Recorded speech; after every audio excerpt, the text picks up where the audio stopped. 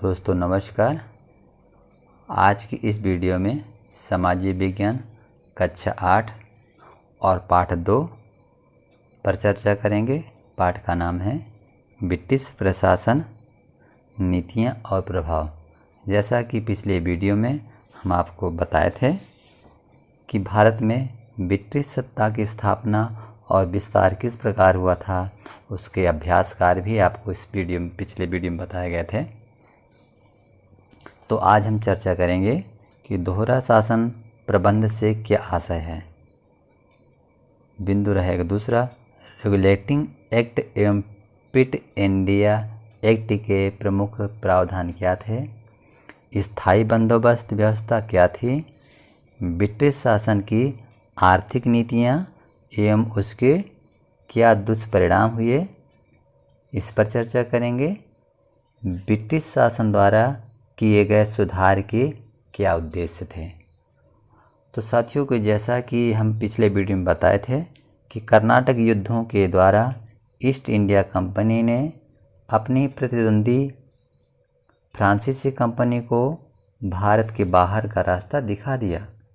प्लासी और बक्सर के युद्धों द्वारा बंगाल, बिहार, उड़ीसा, अवध और मुगल साम्राज्य पर अपना दबदबा स्थापित कर लिया। इलाहाबाद की संधि द्वारा कंपनी को बंगाल, बिहार और उड़ीसा में दीवानी के अधिकार मिल गए।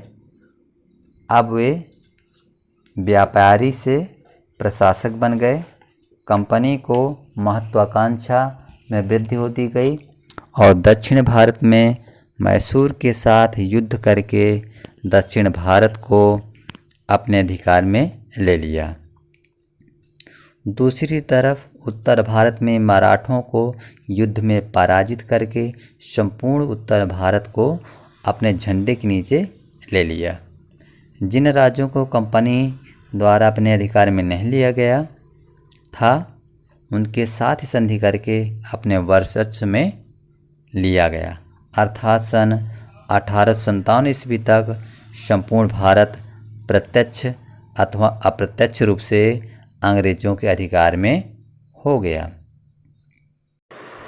दोस्तों YouTube चैनल टेक्निकल राम्स में आपका स्वागत है। अभ्यास प्रश्न में है, निम्नलिखित प्रश्नों के सही विकल्प चुनकर लिखिए। नंबर 1, ब्रिटिश संसद ने रेगुलेटिंग एक्ट कब पारित किया। का नंबर 1750 ईस्वी, ख 1773 ईस्वी, ग 1857 ईस्वी और घ है 1940 ईस्वी। तो साथियों इसका उत्तर है ख नंबर 1773 ईस्वी। दूसरा प्रश्न है, एशियाटिक सोसाइटी ऑफ बंगाल की स्थापना कब हुई थी। इसका पहले विकल्प का नंबर 1784 ईस्वी में, ख नंबर 1790 ईस्वी में, ग नंबर 1801 ईस्वी में और घ नंबर है 1901 ईस्वी में। तो दोस्तों इसमें आपको का नंबर विकल्प सही है, जो है 1784 ईस्वी में। अब तीसरे प्रश्न की चर्चा करते हैं। तीसरा प्रश्न है, सन 1793 ईस्वी में स्थायी बंदोबस्त व्यवस्था किसके द्वारा लागू की गई थी।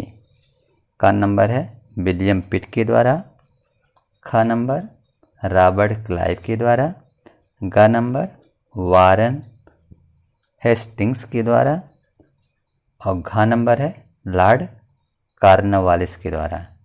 तो दोस्तों इसका उत्तर है घ नंबर लॉर्ड कॉर्नवालिस के द्वारा। अब चौथा विकल्प है दोस्तों, सन 1813 ईस्वी में कौन सा एक्ट पारित किया गया।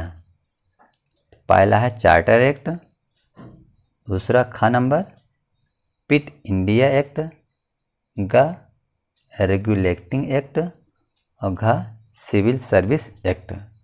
तो दोस्तों इसका जो उत्तर है का नंबर सही है, चार्टर एक्ट। अब दोस्तों हम चर्चा करते हैं रिक्त स्थानों की पूर्ति कीजिए। जो पहला खालिस्तान है तो है क्लाइव ने निजामत का कार्य खालिस्तान पर छोड़ दिया था।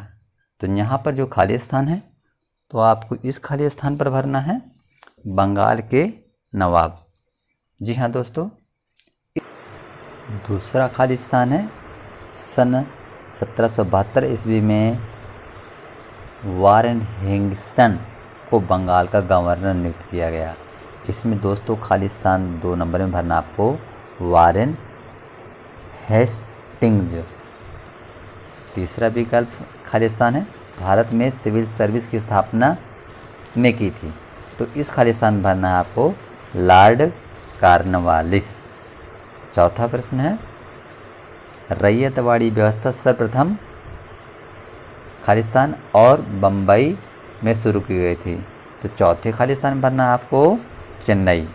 पांचवा खालिस्तान है आधुनिक डाकतार व्यवस्था को यानी डलहौजी ने शुरू किया था।